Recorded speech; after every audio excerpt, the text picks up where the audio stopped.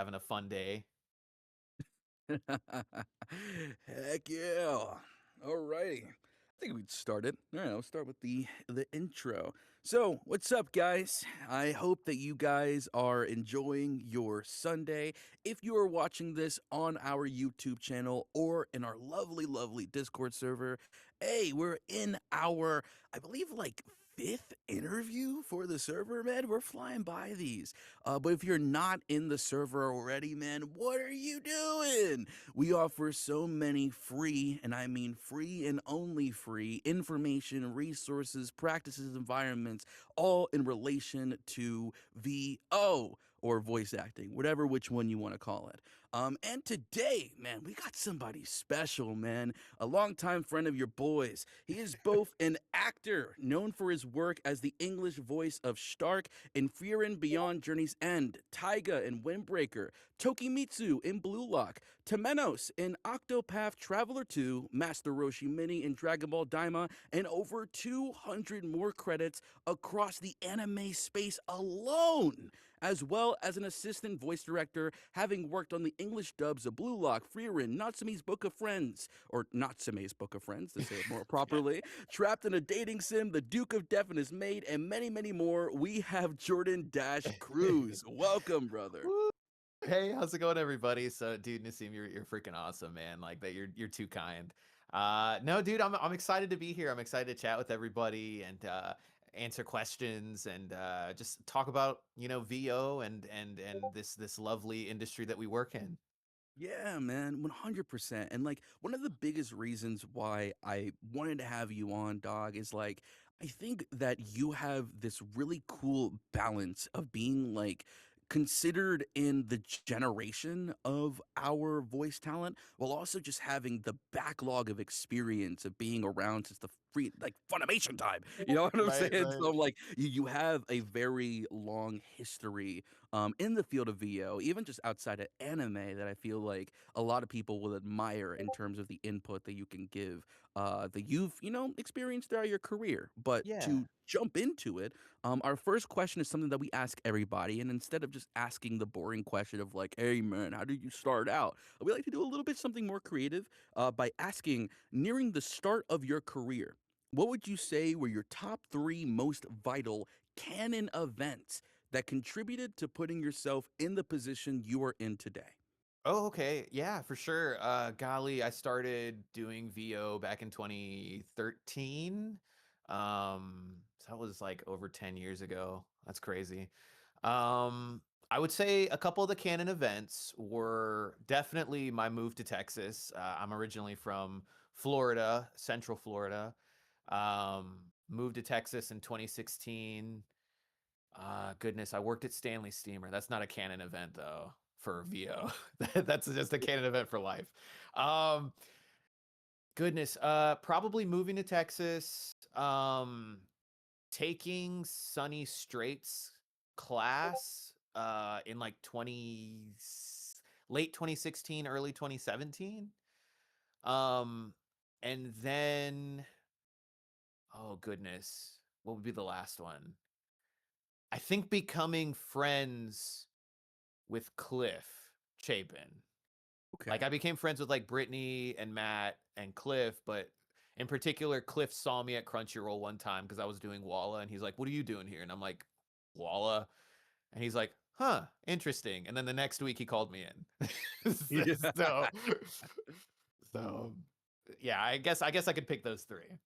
Heck yeah. It's nice to be able to see like uh at least the canon event stuff, because when we ask that question, the differences vary even wider in terms of the conversation of like where you start, how you started, like what contributed to putting you in the position you are in today. It Right. varies so much, man, because we've got folks in here that have been in the game for like 25 plus years, some folks that got in very recently, and what factors contributed into placing them in that position, man, it is once again very, very crazy to see. It really Uh is. But moving on to the next question, man, I've known that you've directed a lot of people in the course of your career. You've directed me on some of my MF Ghost stuff, I believe, and then some other trinkets here and there for Good old Bluelock. MF Ghost. Good old MF Ghost, man. Final season got announced at the end of the season 3, from what I've seen. So I'm like, Okay. we're almost done. But yeah. So jumping into the question, what qualities do you believe make an actor stand out in a studio session, both positively and negatively? Positively, I mean, I would say, I mean, I guess as someone who sat in the director's chair, um, an actor who's got ideas, an actor who is easy to work with. I think it's fun if they have different ideas and they like to play. I know that as a director, there's times where I want to play around with different types of reads and I want to see if something works, even if it's just for fun.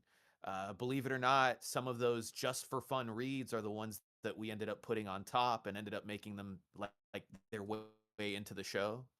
So just an actor who likes to play, who has ideas for what they want to try, who respects, studio time. Hey, I appreciate that you've got the idea, but maybe we don't have that much time this time around to play with as much as we want to. Good attitude, willing to learn, if they're newer, and if they're veterans, just willing to have fun in the booth. Like that's the main thing for me is if you're not having fun, what are you doing? Mm, Um, and I think negatively would just be any of the things that are opposite of that, like if you're not having fun, just you're just sitting there, you're not really caring about what you're doing. Uh, to me as a director, I'm like, ah man, I feel like we could be having more fun here, but it doesn't really seem like that's the case. Um, you know, some who try to take over sessions. That has happened before. And I don't mean like, oh, don't have your ideas and say, hey, like I've got an idea. Can I try it? I mean, like, they like some actors who might try to just kind of take over the session of like, hey, I think I'm just going to do this myself and stuff. And it's like, maybe don't do that. Exactly. I'm seeing one of the comments here: stay professional and do the work. That's exactly it. Um, and for me, there's definitely a lot more pros than cons. Most of the actors, if not, pretty much all the actors that I've worked with have been really, really chill. They like to do the work. They like to have fun. Um, they're down for my ideas. I'm down if they have some ideas. Also, one of the biggest thing is respect the engineer too. They're in the room with us, and sometimes it's easy because a lot of the engineers, they're not actors, for some actors to be like, oh, I'm going to kind of schmooze with the director, but I'm going to totally forget that the engineer's there. And a lot of times the engineer is one of the people who, they have influence too. mm, If you treat them poorly, we're going to see that. They're going to see that. Or if it comes time to like bring someone in, that engineer might be like, they kind of, they kind of treated me poorly, like almost as if it was oh, they're not an actor, so I can't really benefit or get anything from them. So I'm not going to really talk to them. And it's like, you shouldn't do that. You mm, should be friendly, and it's a very collaborative effort. They're working just as hard as we are. And if it wasn't for them, a lot of these dubs wouldn't even happen because unless you've been in the room and seen an actual engineer at work, I mean, those guys are like magicians. Literally, they mm, they work so fast and so hard to make us sound good, and I feel like they don't get I feel like they don't get enough love. mm. Oh, no, without a doubt, man. And I think the purpose of asking that is like I know a lot of people are at least from now or in their future in the career, whether they want to pursue any aspect of the character space, they Right. eventually have to jump into the studio session or live recorded session at home. And I think that Right. that environment isn't really touched up upon so much upon like the do's and the don'ts. In terms of just like, just being cool and being chill. Just being, a chill individual, man. Just doing the work, Yeah, I mean, like, having just fun, go home. it's like just be yourself, man. Like we're enough. We're humans. We're fun people. We have friends, and just be yourself. There's no need to try and schmooze so hard, especially if you're newer. Like it's easy to get caught up in that and just be like, oh, I want to leave a good impression, and this and that. Honestly, most of the time, you're probably gonna leave a good impression by just being yourself and just having fun. If you Mhm. have a question, ask it. You don't need to sit there and worry about, oh my gosh, he told me to, Peat Repeat, and I don't know what that means, but I'm gonna say yes because it's gonna make me sound smarter, and then you don't know what it means, so you don't do it. So then it makes you look worse than if you had just been like, hey, I don't really know what that means. Can you talk to like can you tell me what that means so I know so I can do it? I'd much rather, and I think a lot of other directors would much rather you just ask an honest question, rather than pretend that you know what you're pretend that you know what we're talking about, and then we ask you to do a take, and then you don't do it. Mm. No, 100%. And, to move in or at least to blend into this next question, I'm not sure if you had times where you've been able to listen to actors' auditions at the studio, or if you just kind of have your own opinion or take on this. Mhm. But what would you say are like consistent traits of an actor's audition that makes the difference between booking them for the role versus not booking them for the role? Right. So I haven't really had much of an opportunity to do casting. When I was assistant directing over at Crunchyroll, assistant directors don't do any of the casting. That's mainly the head directors, and then they have to get it approved by the producers. So for us, we're just kind of sitting there waiting to see who gets cast and what. And then Mm, if we get called in to direct them, it's like, oh, okay, cool. I'll direct, this actor for this thing that they were picked in by, said director. mm, So I haven't had much of an opportunity to listen to auditions, but I can definitely say that there are some people where they understand anime archetypes. They understand that there's a lot of same types of types that are across a multitude of anime. You have the tsundere, you have the uh, lead that's kind of bland and doesn't really understand that the girl likes him. You have the best friend, you have the comedy relief, you have the quiet girl, you have the sporty girl, you have the intellectual guy with glasses who pushes them up all the time. Um, so I think understanding those types of archetypes, seeing who books, listening to their performances and going, okay, this person books this archetype a lot. Is this my archetype? Is this a strong archetype that I can do? If not, hey, still audition, but try to find the archetypes that you excel in. Listen to the actors that book those types of archetypes and see what they're doing in their performances, and maybe try to model in anime in particular, maybe try to model a little bit of what they do, kind of steal a little bit of what they do and throw it into your audition. um I know for me, I tend to play a lot of the best friend archetypes. I tend to play a lot of the goofy comedy relief, the characters that yell quite a bit I tend to play. um and those are just archetypes I picked up on. Goodness, what am I trying to say? Those are just archetypes that I realized or came to the realization after auditioning multiple times. Okay, I do these well. Or, hey, these are the archetypes that I tend to book or that I tend to get callbacks for, or that directors, even if we don't have auditions, tend to pick me as the most.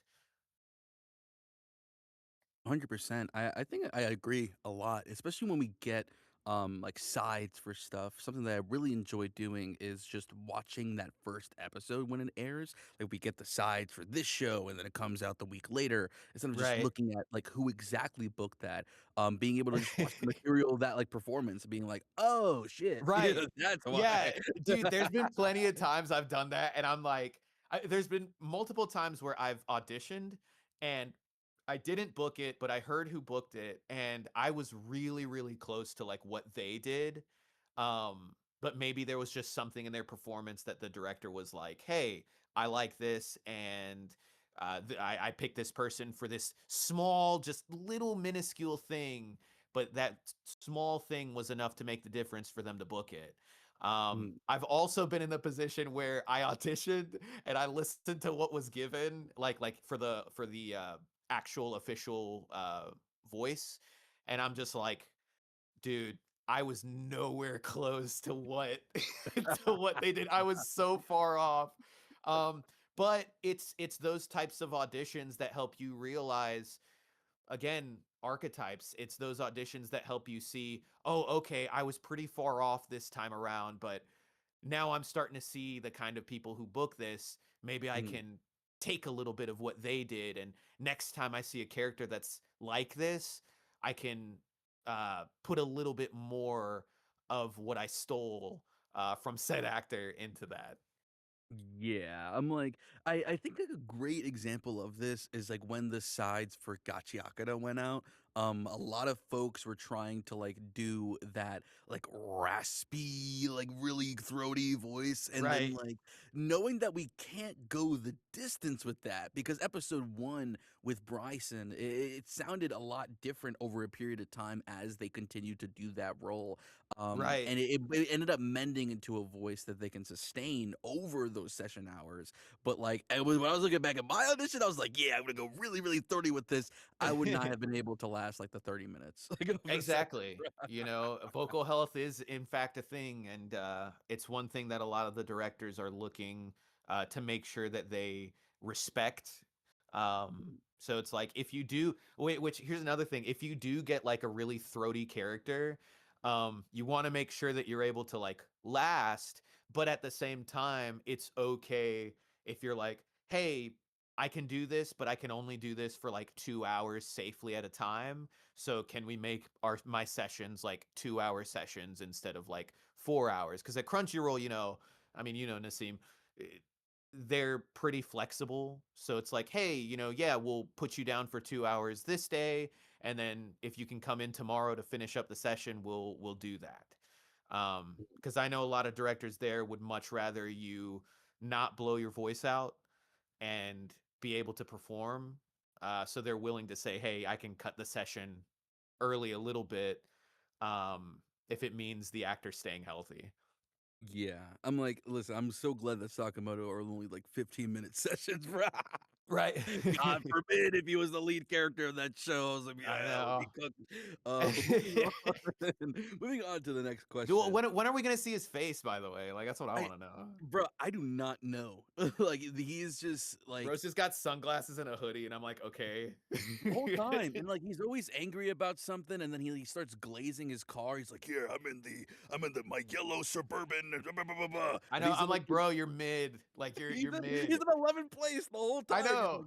I And mean, that's better than me. My guy's in like 13th place or something. So oh god. Okay, well, to move on to the next question, this taps into kind of something more different, but theaters on the lines of like outside of the booth type of for things. sure. But how much would you say an actor's reputation outside of the booth affect their ability to get work inside the booth? I think quite a bit actually. I know it's a little different with different studios. With Crunchyroll here, that's the main studio here in DFW for animation, anime. They have a lot of sister studios too, where people from Crunchyroll or who book Crunchyroll work have their own studios, and then they get work. Um, and you want to maintain a friendly, friendly face. Make sure you're saying hi and uh, smiling and just being a positive person, being someone who people can get along with easily. Um, at the same time, you have like LA where they got a gajillion studios out there, and there might be an actor who isn't well liked in one studio, but then they get work at another studio. Um, I'm sure we've heard of celebrities where it's like they might not be the nicest people, but because they do good work, they still get work. Um, but I think being a good person and being friendly and showing that you're supportive of your peers, showing that you care about them. Because let's be real here, if you booked something, you would want your friends to be happy for you, and you would want them to congratulate you and say like, hey man, dude, that's awesome, like you've earned this. So why wouldn't you want to do that for them? You know, if you're going to be selfish to the point of saying, hey, I want people to praise me for my wins, but I'm not going to praise them or congratulate them for theirs. You know, I think that's a little bit unfair. Mm. Um, just because, again, this is already a very difficult industry.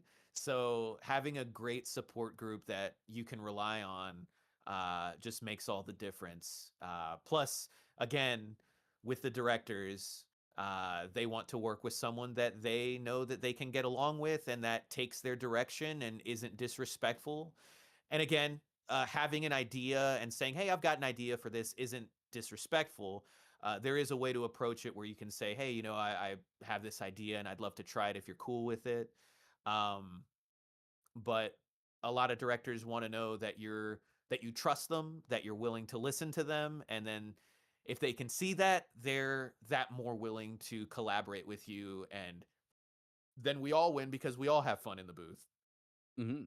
100%. Like, something that we talk about a lot here is how, your career and how you operate in your career is all part of that business that you operate as well. And this persona that you put out on social media and all these other factors or in Right. person, how you treat people, like all of that can come back to you positively and negatively. You know what I'm saying? I've Yeah. seen like that theoretical grapevine that gets attached to this industry that operates in, once again, the positive and the negative side. If you are a positive person in the industry, that grapevine can benefit you, but if you are on the other end of that, it can negatively go at you. You know what I'm It's true. saying? So it's like it's a it's very interesting to see that, and I think that when people start in their career, they don't really see it as majorly as it is in this space, like how it Right. can affect like how you move and how you operate in this world of VO. So I think it's really important to like kind of hyper down on that. Be like, hey, don't be crazy on social media, y'all. Right, It's not right. worth Yeah. it. Yeah, sometimes you have to ask yourself, is this worth posting about, you know? Mm, Especially if you're like upset about something, it's hey, you know, because here's the thing, like it's not even necessarily directors, because there are some directors that look at it. There's some directors that don't because they just don't really do social media. But if we're talking like companies, like probably, I don't know, I would imagine like Disney or some of these other companies, I'm pretty sure they do like a background check on social media posts and all this other stuff just to make sure that the person they're hiring does not bring bad publicity to their name. You know what I mean? mhm. Oh yeah, 100%. But yeah, to move on to the next question, what is your take on actors moving their life out to a new state for work? And what do you believe are proper precautions one must take before going about a decision like that? I think it's great. I mean, I did it. And if I can do it, you can too. You know, I was a 26-year-old living with my grandparents, had never moved away from home, had always stayed in the same small town. Um, but I knew I wanted to do voice acting and I was willing to give it a try. You know, Texas was where I decided to head to. And it was challenging, you know, leaving my family. I'm Latino, so family is like really important to me. I'm very close with all of my family. Um, so that was really difficult to leave, but at the same time, I knew that if I didn't try, I was going to regret not at least giving it a chance. I knew that Crunchyroll, which was Funimation at the time, was in Texas. So I decided, okay, you know, Texas is going to be the place. I'll see if I can make it work. I had to pick up a full-time job at Stanley Steamer and I hated it. Like I did not like that job at all. And I have no problem saying that. It was not the most fun. Some of the people I worked with were cool, but like it was not something that I viewed as I'm going to work at Stanley Steamer for the rest of my life. Um, but I had to do it to pay rent. I had to do it to earn enough money to take some classes. I had to do it to, uh, you know, try and put food on the table while I was waiting for acting to hopefully take off. So I moved. My dad helped me move. I still remember we moved. We left Florida June 30th of 2016. We got to Texas July 1st of 2016. Um, it was into an apartment that I had never seen in person ever. I saw it online. It was a small studio apartment. At the time, it was $675 a month Oh, wow. compared to now, which is I think that same apartment's sitting at like $1,100 now.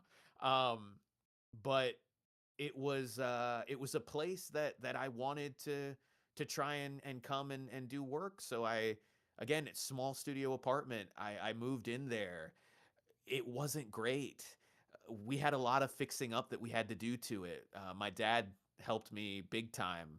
He stayed here for about 5 or 6 days, helping me out.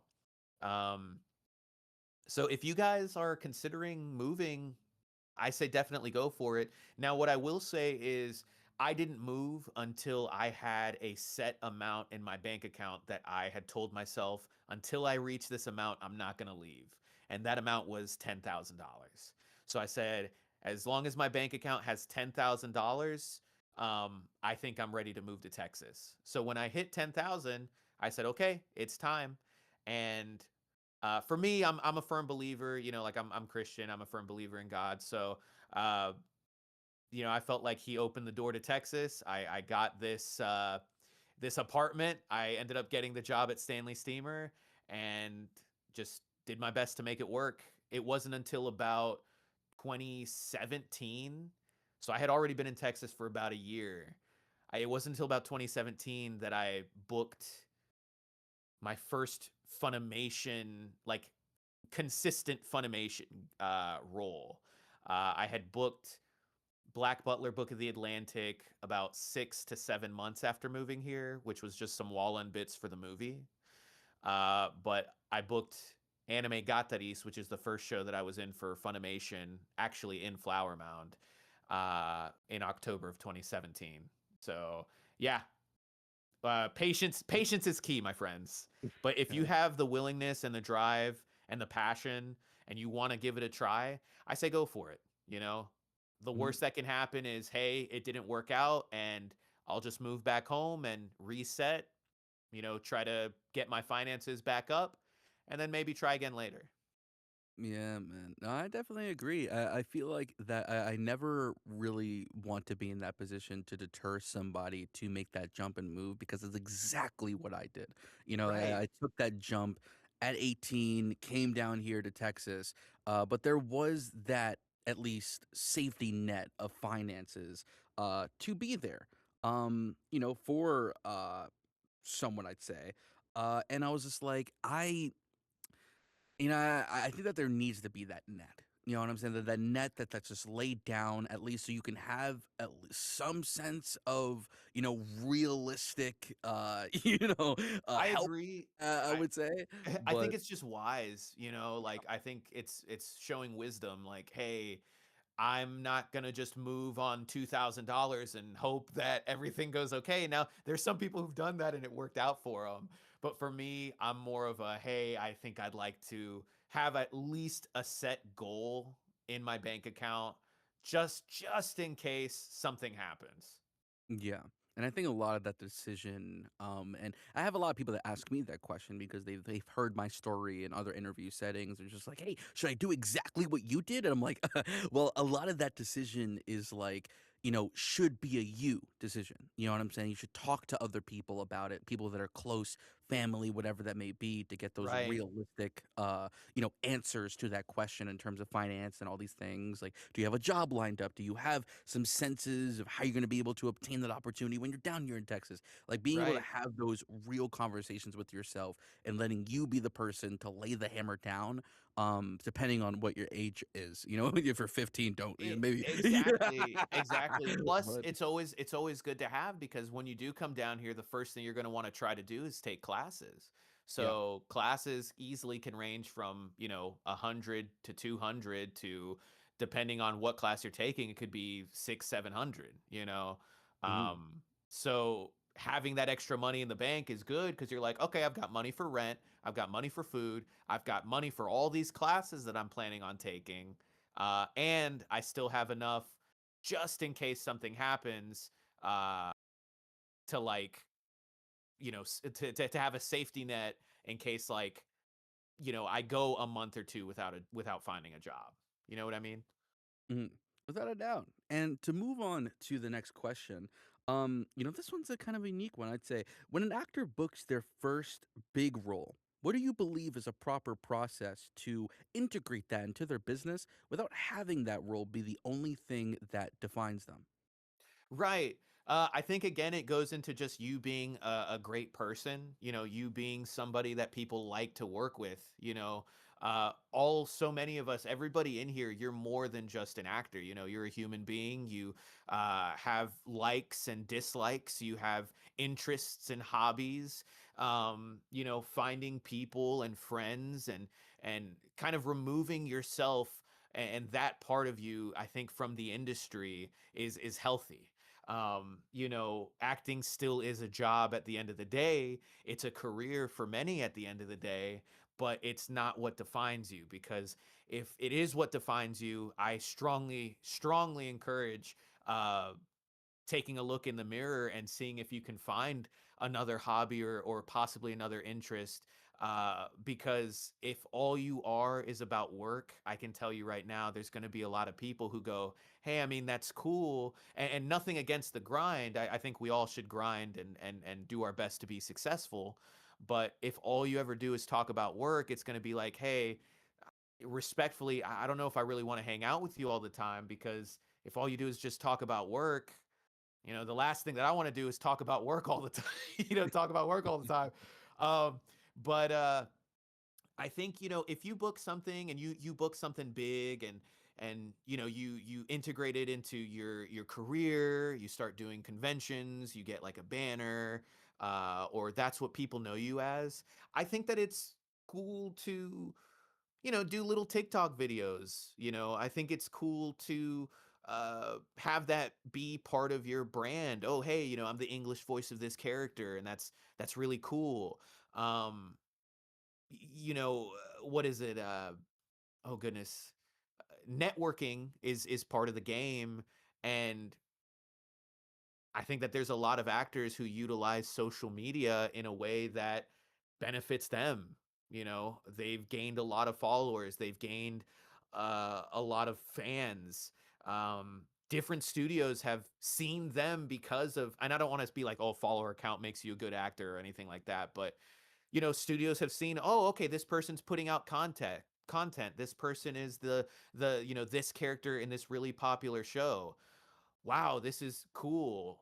Um, a lot of studios want branding. A lot of studios want uh, actors who aren't afraid to uh, show that they enjoy the property. And I don't know. For me, at the very least, I don't think that networking and branding is a bad thing.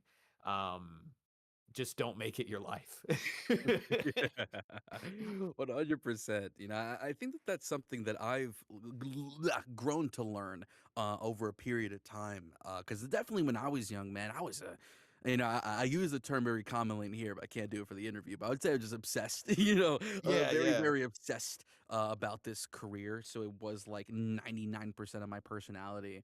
But over the time, especially when I started to find myself in the position that I wanted to be in, being signed with the people that I really wanted to sign to, getting the roles and opportunities that I really Right, wanted to get. It allowed me to like step back right, permanently and be like, okay, what factors can I do for my life? So I worked on getting my driver's license and I worked on getting like, my taxes figured out, stuff like life stuff that I haven't been focusing on for a hot minute. Not the taxes stuff. I pay my taxes, y'all. right, But, right. Okay, we but have that on like, record, guys. We have that on yeah, record. I pay Nassim my pays his taxes. taxes. I pay my taxes. But just life stuff and being able to focus on like what makes me me, right? Right. And outside of that, voice acting, and voice acting is something that's still ingrained in my life. I'd say it's still like 30%, Yeah, 40%. man. But I'm like, Still I think that prioritizing that life factor is just, you yeah, got it, no, man, or dude. you go insane. Still hustle, brother. Like you still gotta hustle. You still go out. You still audition. You still give it your all. You still see if you can book, and if you do, congratulations. But you even said it yourself. You kind of took a step back and you realized, hey, you know what? Like maybe I don't have to be so obsessed about this. Like I enjoy it and it's a passion and it's my career, but I don't have to be so obsessed where it becomes everything of who I am. Mhm. 100%. And I think that when you're in that mentality, as someone that once again used to operate in that way, everything becomes bigger than what it actually is. When you get rejected for something, it seems like you just got stabbed in the chest. You know, so in Yeah. reality, it's like it's not that deep in the grand Well, scheme of things, you know what I'm saying? Because there is yeah. so much opportunity out there in the scope of world of voiceover, in our line of work. There's always going to be that next big show. Like It, there were the people that were getting super hyped over Kaiju number 8, felt bad about it, but then we got Gachi Akuda, felt bad about it, but then we got, the Witch Hat show. You know what I'm saying? So yeah, there's always the exactly. next big thing. There's always Um, another big show. And let me add this too, man, if I can. Not to take up too much time, because I know we got like Q&As that we got to do too. Um, when you become so obsessed about it, it's easy to quickly become jaded and it's easy to quickly become angry and bitter and envious of your peers because oh man, I've been working so hard and I can't believe that such and such booked this again and man, like why am I not booking and you start to get angry, man. You start to get upset. And it's not healthy. Like I've been in that place where I got upset or I'd be jealous of friends and stuff. And it really takes a toll on you, man, because you start sitting there asking yourself, man, am I so obsessed where I'm willing to sacrifice my friendships with these people because I'm angry and jealous because I didn't book it and they did? Like respectfully, the answer to that should be no. You shouldn't be willing to sacrifice your friendships, but it's so easy to get jaded, man. And we see it a lot. And I know for me, at the very least, I've been working so hard on myself to be like, hey, you know what? I'm thankful for what I have. I'm thankful for the roles that I've booked. I'm thankful for my friends who have booked roles. Sure, did I want this big role? Of course I did. That would be great. We all want it. yeah. But hey, that's cool that such and such booked it. Hey, you know what? They got that win this time. And Mhm. maybe they've been working hard too. And Yeah. I haven't seen the work that they've put into it, but they've been working hard and they earned it. They booked it. Congratulations. That's awesome. And Mhm. and and they're going to see that and you're going to see that and you're going to start feeling a lot better because you're not so worried about, "Oh my gosh, I got to book this. I got to book this and if I don't book this, I'm a failure." It's like you're not a failer. You're not a Mhm. failure for not booking, man. You know, 100%. you're working hard, you're doing the thing. Dude, I can't tell you how many times I've auditioned for something and said, I am sure that I'm gonna book this, and then I don't book it. And then there's another time where I just throw caution to the wind and I say, you know what, I'll give it a try, we'll see what happens. Probably not gonna book it, and then I book it, you know? But I say all that just to say, guys, don't get jaded. Like don't get envious. Like and if you do, I say this, if you do, look at yourself in the mirror and really just ask yourself, like really, you know, uh like search your heart and look and say, "Hey, am I jaded?" And if the answer is yes, work on that and work on yourself because that's what I think we should be doing in this industry. Um, and it's so easy to not look in the mirror. It's so easy to point fingers. Um, but point the finger at yourself and go, "Hey, am I jaded? Am I feeling angry right now? And if I am, why?" And then let me see what I can do to work on that. Yeah, 100%. So Beautiful sorry, I answer. went off on like a huge tangent. No, no, I think that if you were to, this was gonna be the question to really linger on. because it's really, really, really important, man. But before we get into the Q&A, we have two last questions, one of which is a little game that I want to play specifically with you because I feel like that there's a lot of key words in our field, at least in this field of anime dubbing, that like Okay. when people hear it, they won't know what exactly it means. So I'm gonna pretend to be the director asking you this question, and you just repeat back to me what that answer is. Like, what does this word mean, essentially? Okay. But what is it to chase? What does it mean to chase? So when it means to chase, it means say that we're dubbing and we're watching the Japanese video because normally we'll watch the Japanese first and then we'll watch it a second time with the English language in there if there is any. You know, if you're the first one to record, then you're out of luck. You know, you're going to be the first one. Um, but to chase means instead of watching the English version, you're just watching the Japanese and you're doing the lines to the Japanese version. So you're not waiting for that second time when the English version comes and you're supposed to do it. You're just automatically doing it for the first time, which is the Japanese. It's Mhm, a it's not I'm not going to sit here and say it's a very hard skill, but it is one of I would think the more advanced skills if you're doing it for lines. If you're doing it for reactions, it does tend to be a little bit easier. mhm. Okay. What is Peat Repeat? Pete Repeat is my actor pseudonym. No, I'm Yeah. just kidding. It's Pete Repeat means say for example you're in a Walla session or say like you're doing Walla, which is you know the background stuff. You're a bunch of soldiers. You're yelling. You're going off to battle, and some actors have recorded before you. They play you in your headphones what those actors recorded. You're gonna listen to what those actors recorded, and when you like when the acting is done, you immediately come in and you do exactly what they did. So if Mhm, say for example, Nassim, let's give an example here. Uh, I'm gonna say like you say sir, yes sir. All right, and I'm mhm. gonna repeat you. Okay, Cool. All right. so we're gonna listen to the beeps. Beep, beep, beep. Sir, yes, sir. Sir, yes, sir. Right. I just Pete repeated. So I heard Nassim in my headphones and I repeated after Nassim said the line.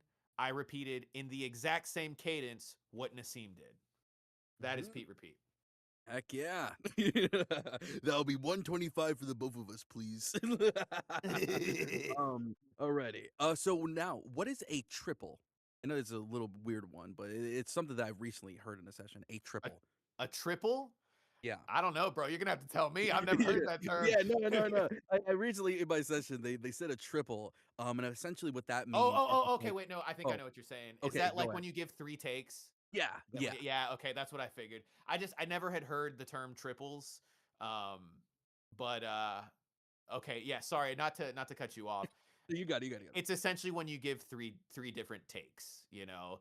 If it's like, hey, you know, can you give me three like a triple of this reaction, you know? Mhm, Yeah, you know, and then mhm. they'll pick which one they like the best. And if they hate Exactly. them all, they'll still tell you to do it again. And then if you know also if they ask to do a double, that just would mean just do two of it instead Right. of two. And then we have voice match. Yes. So a voice match is say an actor is sick or say an actor is just not able to make it into the studio for whatever reason. They're the ones who are cast as a character, or say for example, you know, the actor retired or something. They're not coming back or whatever the case may be. You are listening to their performance and on your own time because I always like to be prepped. You're coming in and you are performing that character to the best of your abilities, to the closest way and closest voice uh, that the original actor performed it to. My Mhm, wife has done a few. My wife Kelsey Cruz, she's done quite a few voice matches, and normally it's again either an actor sick or an actor couldn't make it in, so they go, "Hey Kelsey, can you voice match such and such?" She comes in, and for that episode, she does her best to imitate the vocal tone, the vocal quality, the acting of said actor. And Mhm. then normally for like DVD and Blu-ray, we'll get the actor back, the original actor, and then they'll uh, perform the character, and the person who did the voice match will be taken out, and then the new act or the original actor will be put in. But normally that's for like DVD releases and stuff. Mhm. Heck Yeah. yeah, and then For what is lastly it? For real quick, for simuldubs, normally the simuldub keeps the actor who voice matched in for that episode. mhm, heck yeah, and then lastly, reprisal. Reprisal is just say you're getting a season 2 of a show and you voice a character and that character comes back. So, for example, Frieren season 2, I reprised my role of Stark. You know, I had a reprisal role this season and it was Mhm. Stark. Heck yeah. Well, thank you for playing that game. It was pretty short, but you know, we got to I move on to appreciate you. we got to move on to that Q&A. So I'll ask my last question, and as I'm asking it, please, if you have a question for Jordon, please put it in the side chat. We're getting to our Q&A section here. But for this last question, what is your process when evaluating an anime audition, and does it change for different genres, such as video games? Maybe a little bit. I think video games have a slightly different style than anime, like JRPGs and video games.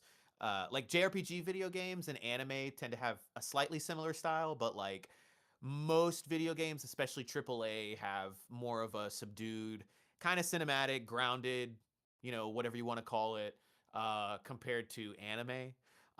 My process in particular, I would love to know what director's working on a show. I feel like that would help my process even more, but we don't do that. Um, so for me, again, it goes back to archetypes. We'll look at the trailer if the anime has a trailer. Listen to the vocal performance in the Japanese, see if it's something that's in my archetype. If it's not, then I go, okay, what can I do to try and mimic closely to what the Japanese is doing while also doing, adding my own flavor. Um, if it is something that's in my archetype, I'll be honest, I know my archetype pretty well. So I'll just do what I do. I'll just have ideas and go, okay, like this is how I would play the character. And I send the audition.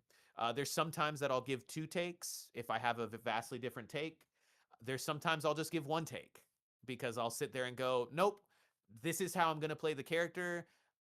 Sorry, I'm not going to give you a second take out of complete respect. But it's like, I'm not going to give a second take because I can't really see myself playing this character any other way. This is how I would play it. So if you pick me, this is how I would play it. We would collaborate, but like just know vocally and personality wise, this is probably 90% of what I'm going to do. For video games, I try to get out of my head a little bit more, make it a little bit more grounded. I play a lot of video games, so I get to listen when I'm playing to how the performances are, and I try to mimic that style. We make it a bit more grounded, a bit more realistic. We make it a bit more, oh goodness, what's the term I'm looking for? Grounded, realistic. Uh, Not so heightened, I guess, if that makes sense. Or at least not so heightened compared to anime. Um, and then sometimes, depending, I guess, on the video game, it could be call outs. If it's like an army video game, reactions, like over there, like get down. And just knowing how to do those in a way that's believable. Mhm.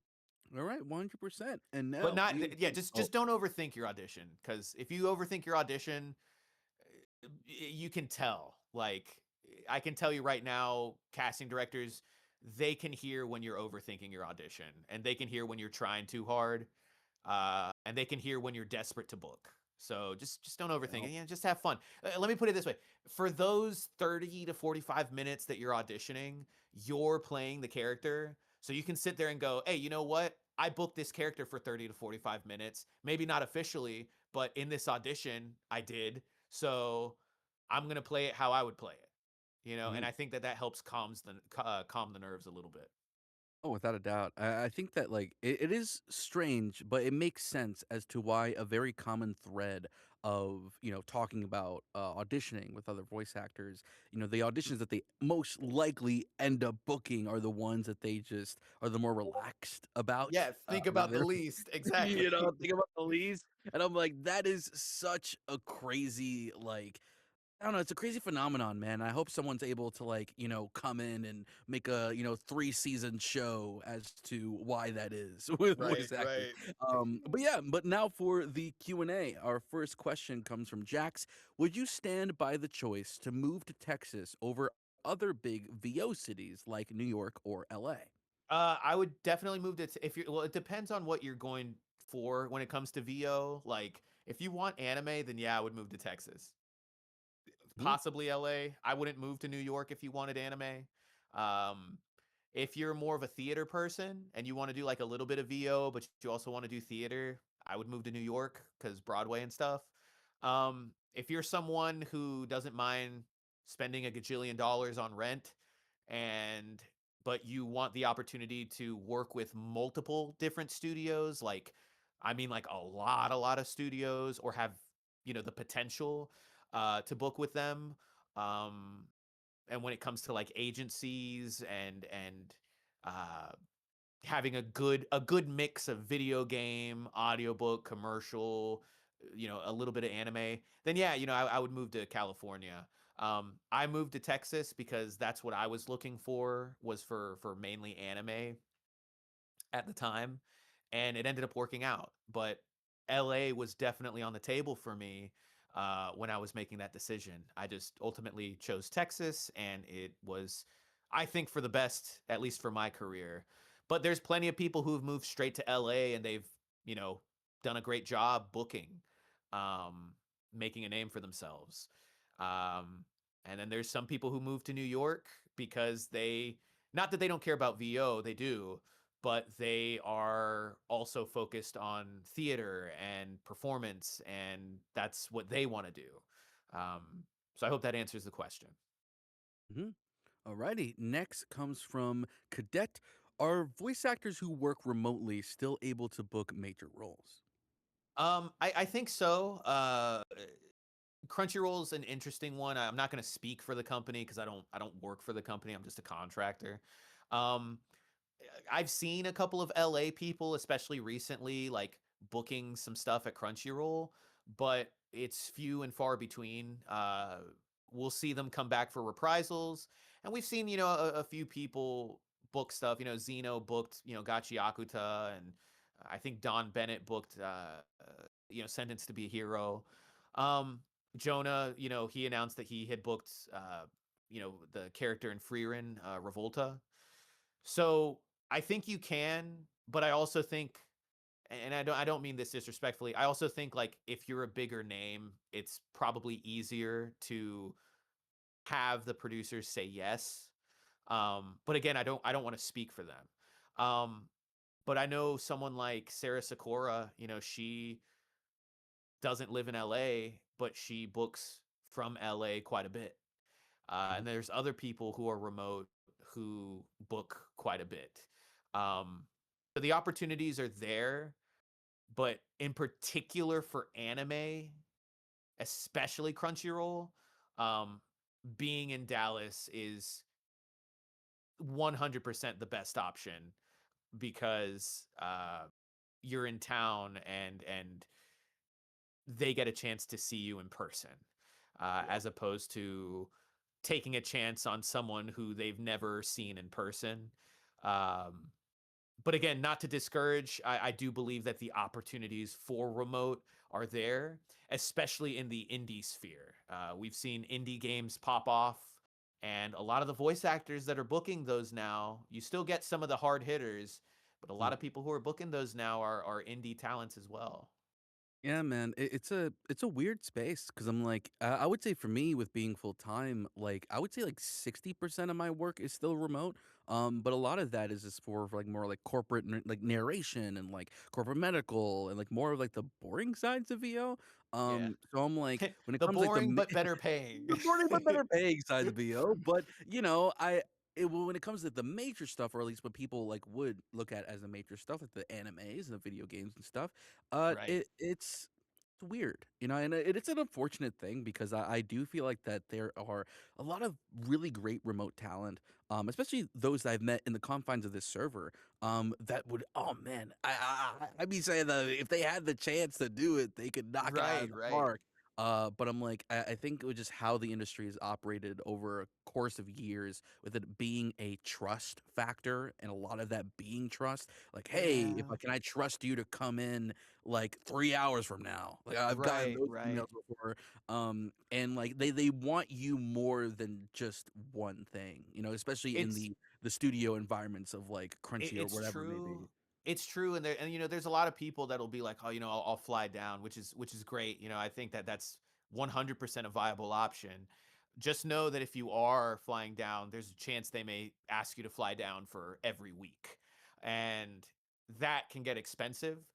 On top of not just your flight, if you don't have someone to stay with, you're looking at a hotel, you're looking at Uber costs, which can get pretty hefty, depending on where you want to go. You're looking at DoorDash, if you want to get food or going to like a restaurant. So just know that the expenses can be quite high, especially if they're like, hey, can you come in every week? And it's like, that is Yeah. a question. Can I? Can I afford to come in every week? Mhm. No, without a doubt, man. But yeah, to move on. This one comes from Ian. How do you expand your range of characters slash archetypes without hurting your voice or making it sound forced?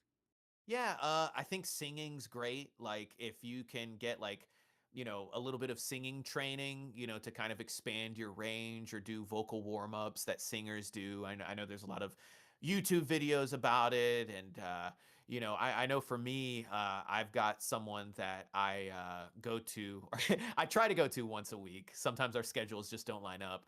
Um, that I take some singing lessons from currently. And it's helped me with my range. uh, Practice, hopping in the booth. If it starts to hurt, quit. If you feel like you can't sustain it, quit. Don't blow out your voice. Listen to actors that you feel are in your range.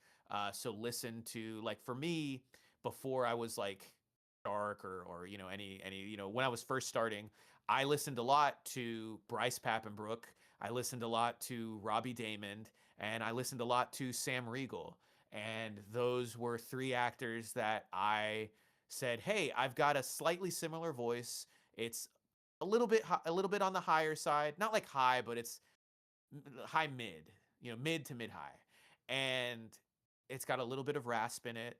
Um, Sam Riegel does comedy really well, which is something that I try to do.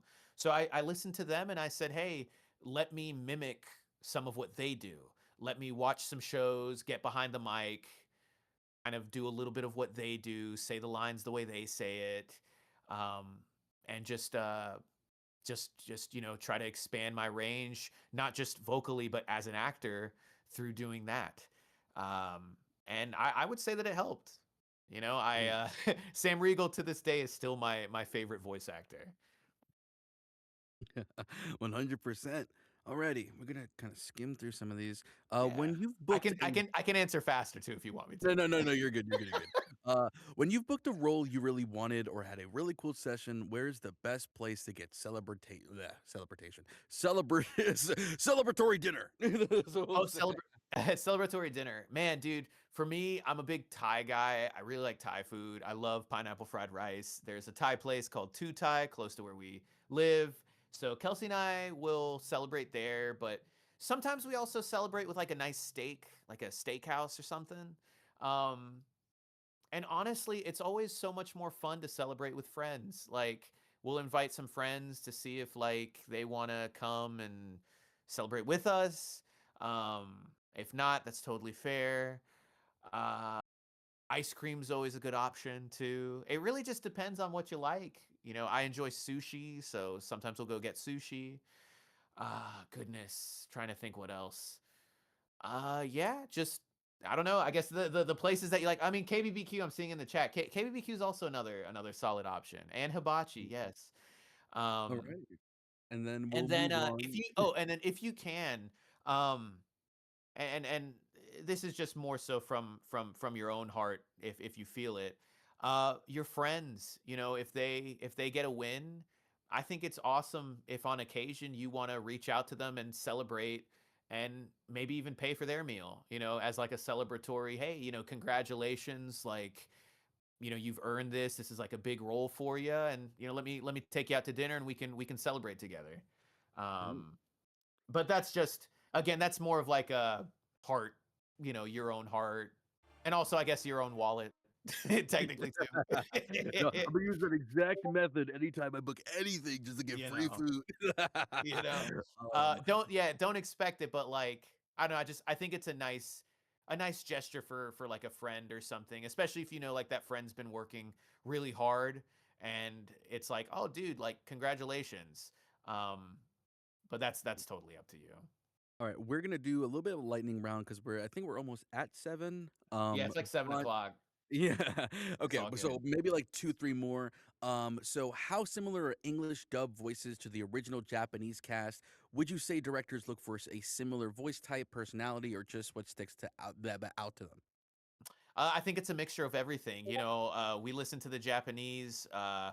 I know that there's some directors that they want to be as close to the Japanese as they can. There's some directors that are a little bit more lenient because the acting was funny or the acting was good or the acting just matched the character perfectly. Um, but I do think that they use the Japanese as a reference. Whether or not it's close to the Japanese, I think really just depends on what the director is looking for the English dub. Mhm. 100%. Alrighty, and let's see. How much work do you do that is outside of character work to keep things sustainable? Currently, I'm doing quite a few conventions, so I've been actually earning a lot of my money through that, and it's been fantastic. Like meeting fans has been so wonderful. Um, I always tell people, like, it's in my mind, hey, you know, one of these days that train may stop or may slow down, and that's okay. I'm okay riding that train for as long as I can, so long as people want to say hello and enjoy Frieren. I'm very happy getting a chance to meet them and just talk to them and just have a good time and put smiles on faces. Mhm. I have taught classes, so a little bit of income comes from that. A little bit comes from obviously bookings, Crunchyroll, other studios. Um, so it really just kind of depends, I guess. Some seasons I've got a busy season, and some seasons I don't. And the money has to come from somewhere else. I've even door dashed a little bit, just to keep, you know, keep the bank account looking nice. Hey man, that's fair. You gotta do what you gotta do. And Yeah. then last question we got from Bepper. Have you ever dealt with feeling like you sound too similar to others or too odd or like you can't exactly get your voice to sound like how you're thinking it should? I think I believe so, yeah. Like imposter syndrome is real, you know, we all experience it, and sometimes you might see somebody who's in a similar vocal print as you booking and then you're not booking and you're like, "Man, am I doing something wrong?" Um so it is a real thing. I try not to let it get me down. I try not to think about it because I know myself and I know what I bring to the table. And if a director doesn't want to work with me because they say, hey, you know, like I, you know, I listened to the audition and it's just not what I'm looking for, but this person is, that's okay. You know, it's not a personal thing. You can't sit there and take it personally. You can just keep going back and grinding and doing your best.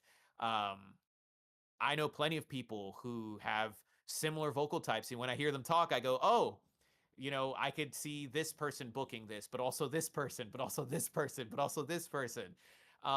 And it really just depends, honestly. I wouldn't focus too heavily on whether your voice is too similar. Um, because most of the time it's based off your acting, not your voice. Um, if you feel like your voice is too unique, you can use that as an advantage. You know, you might not book this archetype often, but you might book this archetype, or you might book creatures really well. They may say, hey, your voice is so unique, it's almost otherworldly. And you sit there and go, oh, great. I guess that means I'll book a lot of aliens. You know, I guess that means I'll book a lot of, you know, non-human characters. Mhm. So different things like that, you know, you can utilize what you think is a weakness as your strength, and you'll be surprised once you actually start going for, again, your archetypes, Yeah. what you can book. Mhm. 100%. And hey, with that being said, this is concluding our Q&A. Brother, hey, I appreciate you so much for hopping on, being able I to share appreciate your you too, wisdom man. So dude, and thanks for having experience. me. So are you Yeah. sure this has to be over, man? Like I don't mind talking more. Oh, yeah, I mean, if you don't mind, I mean, like, cause like usually I just lasted for the hour and then people have to dip. But if you do, Oh man, dude. I mean, I don't mind chatting just a little bit more, but you know, okay, we could go through then I'll the more of probably the bounce because the Mariners are playing. okay. No, no worries, no worries. We'll go through a couple of other questions. I was just like, man, For you sure, know, for sure. Yeah, you no, have the dude. time. All right, You know, I let's mean, we see. started a little late. I like to talk, and you know, I was talking to you about that routine game, which, God, dude, I'm not even gonna get into that. Alrighty. Well, next question comes from Alex. Apart from practicing fundamentals, doing workshops, and submitting to open auditions consistently, how would you recommend someone finds and books their first job before having any kind of demo or body of work? Ooh, okay, yeah, that's a good question. Before the demo, I mean, Twitter is starting to pop off with casting calls. A lot of these freer sites like Voice Acting Club, Casting Call Club, um, you know, I don't necessarily like, if you're gonna do like a fan dub, I would say like don't put that on your resume because that's not like an official thing. But you know, if you want to use it for practice, yeah, you know, like get a chance to practice, listen to it, you know, practice your timing and stuff like that. Sure, why not? Um, but I would say utilize some of these like free, you know, free tools with Twitter and with Casting Call Club and Voice Acting Club. Uh, you know, a lot of studios are going to want a demo. A lot of agents are going to want a demo, but a lot of indie games, they're operating on a budget, and that budget sometimes is none. So, uh, you know, utilize that and say, hey, you know, I might not be getting paid for this, but I'm just getting started. I think I'm cool just doing this and trying my best to book some stuff. I know my first thing was a game called I think it's pronounced Celatria, Mm. and I got paid $25 for a few lines, and the director of the game liked me so much that he cast me as multiple characters in the game. And it went from me just doing a like a villager to me playing like some of the supporting characters, playing the shopkeeper, playing the shopkeeper's wife, uh, which was hilarious, by the way. I had to give her like she ended up talking like this because she thought that that would be like they thought that would be really funny. So I was like, okay, let's do it. Uh, so yeah, you know, these indie games are a great way to jump in, um, especially to get some practice for sure. Mhm. 100%. And this one comes from Matt. What acting technique do you feel you lean on the most when working? Acting technique. I enjoy being more of a comedy actor, so I oh goodness. I want to say my reads tend to lean a little bit more towards comedy. Even like my like I can play serious and I can play drama, but in my auditions, uh I'm always thinking if I can make the director laugh, I have a good chance of maybe not booking this character, but booking something because maybe it'll be memorable. Um, so I'll do a read that's a bit more comedic, or I will throw in a little bit of improv if they allow it. Uh, just something that's memorable that I think might make them chuckle. They might not laugh. They may say that was stupid. And you know what? I'm okay with that because I made my choice and that choice was, "Hey, let me try to be a little bit funny with this."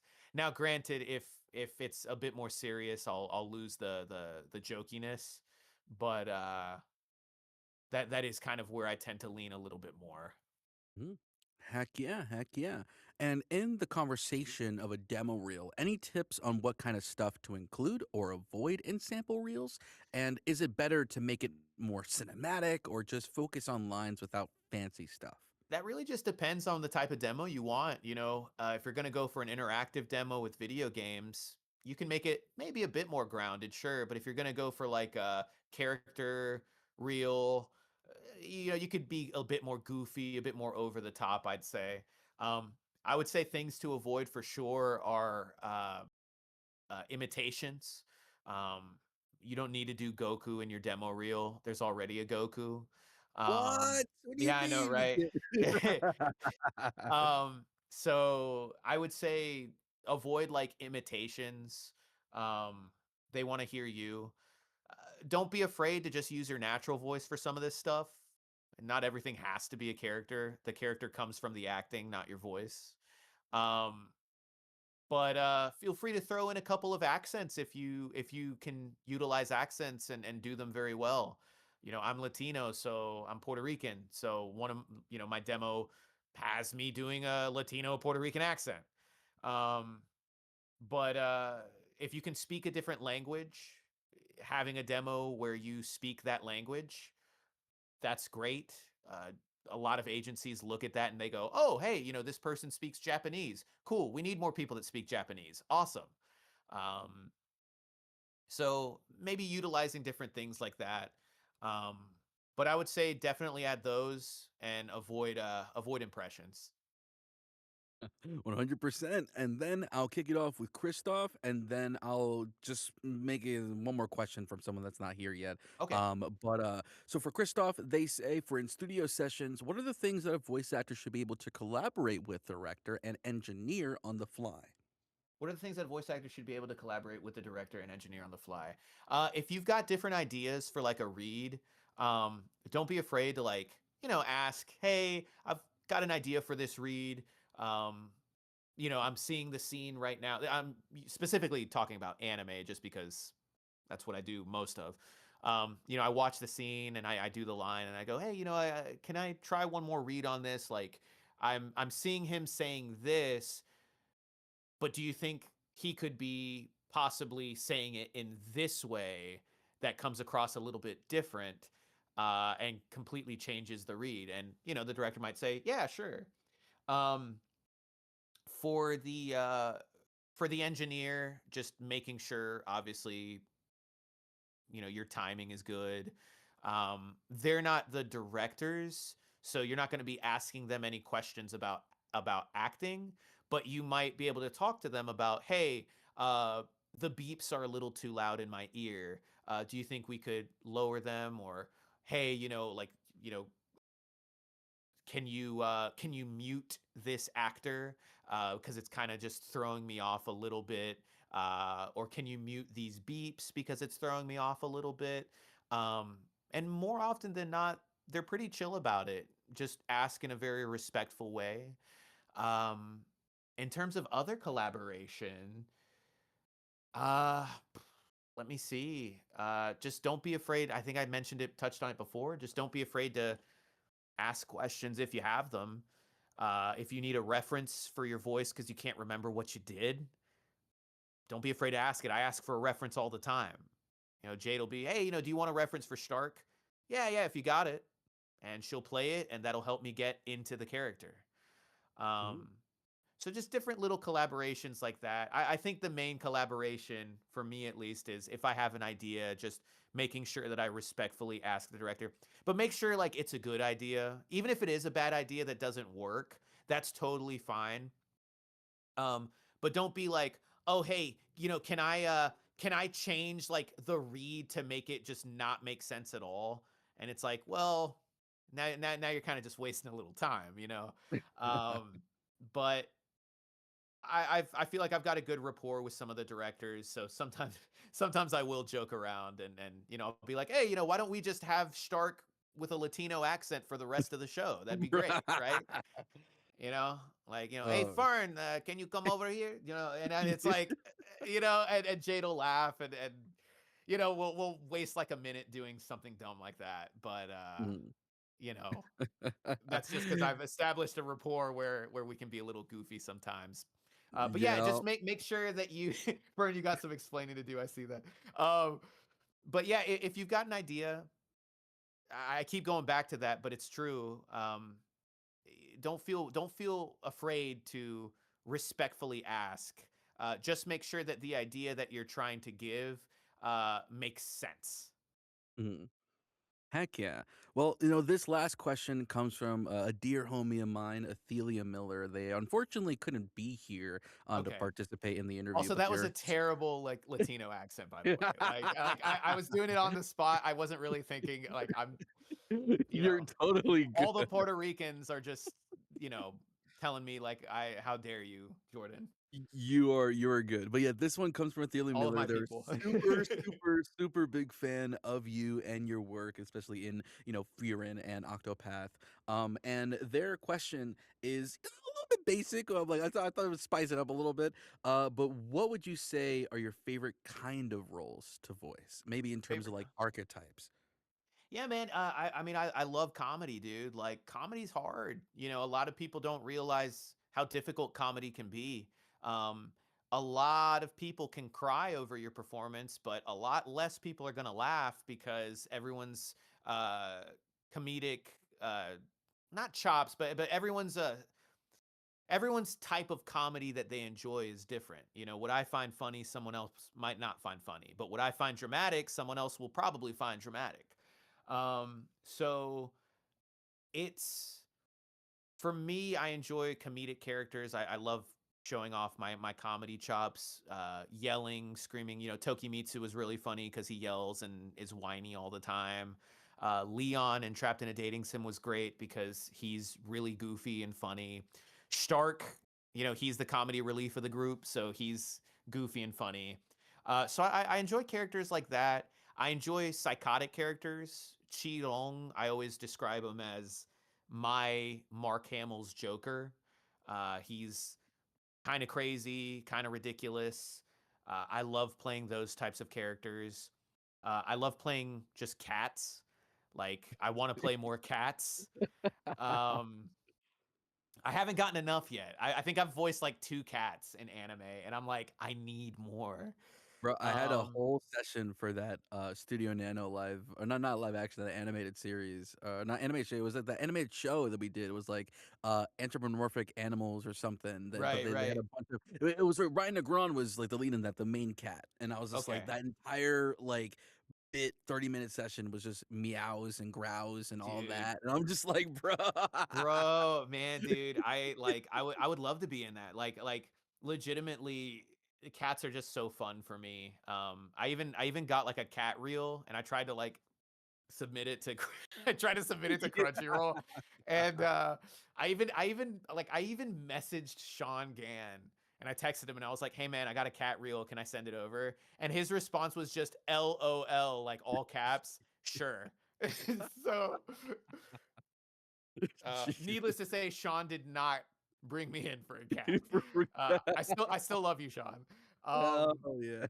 but yeah, you know, to answer the question, like those are the kinds of characters I enjoy playing, and I feel like that's my strong suit. I'm always down to play characters that are outside of my archetype, but Mhm, I think everybody here, you know, there are just certain types of characters that you resonate with, and there's certain types of characters that your voice just suits. Like, yes, your performance, but your voice on top of that suits and fits and you know you just gravitate towards them, so I would say mhm. that those are probably my type of characters for sure. Hey, 100%, brother. And with that being said, we can now conclude the Q&A. Wait, Scribbles is saying, can I ask one last question? No scribbles. You're too late. Where were you the entire time? Fine. What do you want? What do you want, Leo? Yeah. What do you want, Leo? You would say, "Ask your question." Really? Okay. But yeah, overall, to give a little bit kind of an outro, and then we'll kick it off to Ah, the scripts. How do you go about casting slash directing? Well, more directing so since you yeah, so know. I don't cast anything. I what I will say is like I have given certain recommendations of actors to directors, but I've never actually cast myself. You know, I always use this example, like for Bluelock. Rig did all the casting for Bluelock. For me, I recommended a couple names that he hadn't worked with or hadn't worked with a lot. So, for example, Lee George voices Gagamaru, and that was a recommendation of me to Rig. I was like, hey, Rig, Lee's a really great actor. He's got this really cool voice. I think it would fit Gagamaru really well. Um, I can give you a couple of the things that Lee's done for you to listen to. I'm not sure if Lee had a demo or not, but I can give you a couple of his things and you can listen to it and then you make the decision. So he listened to some of Lee's stuff and I remember him coming to me and going, "Hey, I listened to Lee's stuff and it was really good. You were right. I do think he would make a really good Gagamaru, so I'm gonna go ahead and I'm gonna cast him as Gagamaru." So that was kind of how that went about. So I've given recommendations, I just haven't actually cast myself. When it comes to directing, I normally just try to be friendly with the actors. I'm a very passionate director, so I'll get like really excited. I like to come up with different ideas and different reads. So as long as the actor's willing to play, I might say, "Hey, can we try that again, but like this?" Or "Hey, can we go up here and down here?" Like I just wanna hear it for my own ear, um, and see what we can come up with. There's plenty of actors that I've directed that really enjoyed that style and even told me after the session, "Hey, I really like your style of directing. It's fun to play around, and I feel like I don't get that often of a chance to do so. So thank you for allowing me to play." So I would say that that's maybe a little bit of my style when it comes to casting and directing. Well, 100%. And now to do a third take of, our outro. Okay. Well, guys, if you're watching this on the YouTube channel or chilling here in the Discord, man, hey, I appreciate you guys for watching this interview. I think once again it's our fifth one, so we've been rocking over it since November. But Jordon, once again, man, I really, really appreciate you for hopping on, sharing your expertise and I experience, appreciate it. man. No, There's thank a you guys. So no, and I really do. I I appreciate see it. If everybody. hey, are you gonna keep talking when I'm talking? Because Yeah, I'm gonna keep. You know a what? little To bit, seem like I just. we can No, go ahead, you got Oh man, I freaking love you, dude. it. Yeah, no, I'll let you do the outro. Okay, thank you, Jordan. But yeah, Jordan, I appreciate you heavily, brother. I know a lot of people, are continuously wanting to be able to learn more about this space, and there's not a lot of environments that offer that. So for you to walk into this environment, share so much information about your experience in this industry, and just providing help, for free for these guys, it's honestly awesome, man. So I really appreciate it. I know everybody else does. But hey, guys, if you aren't in the Discord server already, what are you guys doing, man? All we do is provide free, and yes, I mean free 99. Not the 99, it's free. It's just information and resources and events like these, all related to VO. And lastly, Jordan, where can people find you on social media? Heck yeah, man. So you can find me on Instagram. My handle is at Dash Cruz VA. That's DashCruzVA. That's the only place you can find me. Currently, I do not have a Twitter. My Twitter was unfortunately hacked last year. So I don't have one. And it has been a incredible mental just reset for me, not having to worry about that. So if you guys do ever get a chance to take a small social media break, I highly recommend it. Uh, Mhm. but yeah, you can find me there at Dash Cruz VA. And then on occasion, it's small little plug if that's okay. Yeah. I help out with a studio in Texas here currently. It's excuse me, Studio Genesis. So if you guys want to check them out, you can as well. We uh, have been offering a couple of classes and whatnot. So feel free to check them out as well. Mhm. Well, hell yeah, man. Hey, once again, I appreciate it. Code, you can end the recording here. But yeah, man, thank you again.